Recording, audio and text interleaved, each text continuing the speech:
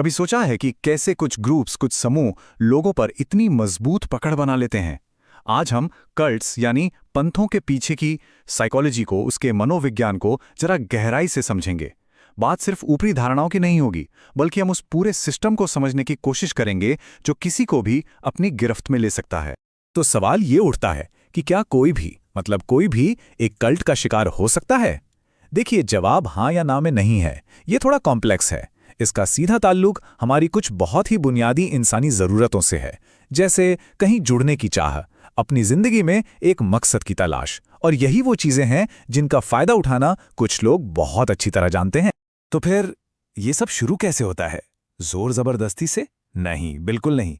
ये सफ़र अक्सर एक बहुत ही आकर्षक वादे के साथ शुरू होता है। एक ऐसा वादा जो हमारी सबसे गहरी ज़रूरतों को पूरा करने का दावा करता है। असल में अपनेपन की ये जो तलाश है, एक मकसद की जो खोज है, ये हम सब में होती है। और अगर हालात सही हों तो कोई भी इस उम्मीद के लिए दरवाज़ा खोल सकता है। और जो लोग भर्ती करते हैं उन्हें अच्छी तरह पता होता है कि इस दरवाजे की चाबी कहाँ मिलेगी। भर्ती करने का ये जो प्रोसेस है ना, ये बहुत सोचा समझा होता है। ये एक फनल की तरह काम करता है। सबसे पहले होती है लव बॉम्बिंग, मतलब इतना प्यार और अपनापन दिखाया जाता है कि इंसान अभिभूत हो जाए। फिर आते हैं बड़े बड़े वादे, जिंदगी बदल देने के, कामयाबी या मोक्ष के। इसके बाद धीरे धीरे उसे बाहरी दुनिया से काटा जाता है और फिर छोटी छोटी मांगों से शुरू होकर ये मांगें बड़ी होती चली जाती हैं। हर अगला कदम इतना नेचुरल लगता है कि पता ही नहीं चलता कि इंसान कब उस जाल में गहरा धंसता चला गया। अच्छा, तो एक बार जब कोई ग्रुप के अंदर आ गया, उसके बाद क्या? खेल बदल जाता है। अब मकसद लुभाना नहीं, बल्कि उस इंसान को ग्रुप में बनाए रखना होता है।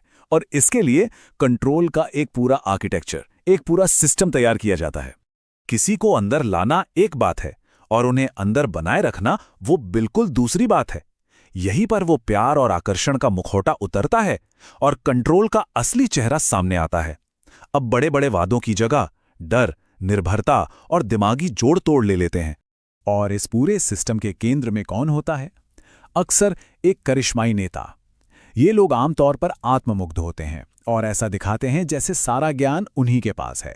वो अपने फॉलोअर्स से पूरी वफादारी चाहते हैं, उनकी जिंदगी के हर पहलू पर कंट्रोल चाहते हैं। और इसके लिए डर, अपराध बोध और उम्मीद, इन तीनों का बड़ी चालाकी से इस्तेमाल करते हैं। तो ये करते कैसे हैं? कई तरीके हैं। ग्रुप की मुख्य बातों और नारों को बार बार लगातार दोहराया जाता है। साथियों का दबाव बनाया जाता है कि सब एक जैसा सोचें और करें। बाहरी दुनिया की जानकारी को फिल्टर करके दिखाया जाता है। धीरे धीरे ये सब मिलकर किसी की भी सोचने की क्षमता को बदल सकते हैं और ग्रुप की सोच ही उसकी अपनी सोच बन जाती है। ये तो हुई बाहर की बात, लेकिन उस इंसान के मन के अंदर क्या चल रहा होता है? चलिए अब जरा एक सदस्य के दिमागी और जज्बाती अनुभव को समझते हैं, उस मनोवैज्ञानिक तनाव को जो ऐसे माहौल में रहने के लिए झेलना पड़ता है। एक बड़ा सवाल ये है कि लोग ऐसी बातों पर विश्वास कैसे कर लेते हैं जो आपस में ही विरोधाभासी हों। इसका जवाब एक बहुत दिलचस्प साइकोलॉजिकल कॉन्सेप्ट में है, कॉग्निटिव डिसोनेंस, यानी संज्ञानात्मक असंगति। ये वो दिमागी बेचैनी है जो तब होती है जब किसी के विश्वास और असलियत में टकराव होता है, और इसी बेचैनी को कम करने के लिए दिमाग कुछ भी करने को तैयार हो जाता है। इस एक लाइन के बारे में सोचिए, नेता ने गलती की? नहीं नहीं, जरूर मैंने ही कुछ गलत समझा होगा। ये कॉग्निटिव डिसोनेंस का एकदम सटीक उदाहरण है। ये मानना कि लीडर गलत हो सकता है बहुत ज्यादा मानसिक तनाव देता है। तो उस तनाव को कम करने के लिए दिमाग असलियत को ही झुठला देता है और खुद को यकीन दिलाता है कि गलती मेरी ही समझ में है।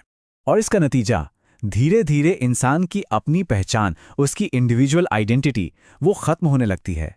ग्रुप की पहचान उस पर इतनी हावी हो जाती है कि उसका मैं लगभग पूरी तरह से ग्रुप के हम में बदल जाता है। ऐसे में आज़ादी से सोचना या अलग राय रखना करीब करीब नामुमकिन हो जाता है। और फिर आता है सबसे बड़ा हथियार, इमोशनल मैनिपुलेशन। बाहरी दुनिया से डराना, अगर कोई सवाल करे या शक करे तो उसे शर्मिंदा करना, सजा के तौर पर अपनापन और प्यार वापस खींच लेना। ये ऐसे इमोशनल हथियार हैं जो किसी भी सदस्य को पूरी तरह से लीडर पर निर्भर और आज्ञाकारी बनाए रख सकते हैं। इतना सब जानने के बाद सवाल उठता है कि क्या इससे बचने का या इससे निकलने का कोई रास्ता है? जी हाँ, बिल्कुल है। तो चलिए अब बात करते हैं कि ऐसे अनुचित प्रभाव के संकेतों को कैसे पहचानें और आज़ादी की तरफ वापस कैसे कदम बढ़ाएं।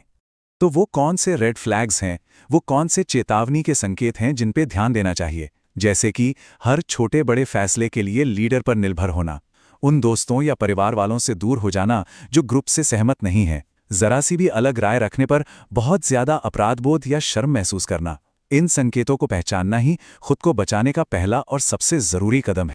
ऐसे किसी ग्रुप से बाहर निकलना एक सफर है, कोई एक दिन का काम नहीं। इसकी शुरुआत होती है धीरे धीरे दूरी बनाने से, छोटी छोटी बातों में न कहने की हिम्मत जुटाने से। फिर आता है भरोसेमंद बाहरी लोगों से दोबारा जुड़ना, एक सपोर्ट नेटवर्क बनाना।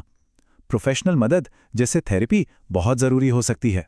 और सबसे ज़रूरी, खुद के फैसलों पर दोबारा भरोसा करना सीखना। तो इस पूरी चर्चा का सार क्या है? एक शब्द में कहूं तो जागरूकता। इन साइकोलॉजिकल तरीकों को समझना ही इनसे बचने का सबसे बड़ा कवच है, क्योंकि जब आप जानते हैं कि खेल कैसे खेला जा रहा है तो आप उस खेल का हिस्सा बनने से खुद को बचा सकते हैं। ज्ञान ही असली सुरक्षा है। अब जाते जाते मैं कुछ सवाल छोड़ना चाहता हूं जिन पर हम सब सोच सकते हैं। पहला, कल्ट जैसा दबाव या ऐसी मैनिपुलेशन की तकनीकें हमारे रोजमर्रा के सोशल सर्कल्स या फिर ऑनलाइन कम्युनिटीज में किन तरीकों से दिखाई दे सकती हैं? दूसरा सवाल, एक हेल्दी और सपोर्टिव ग्रुप और एक मैनिपुलेटिव यानी जोड़ तोड़ करने वाले कंट्रोल के बीच की वो महीन सी रेखा आखिर है कहाँ? और आखिरी और शायद सबसे जरूरी सवाल, किसी भी इंसान की अपनी आज़ादी, अपनी स्वतंत्र और आलोचनात्मक सोच असल में कितनी सुरक्षित है?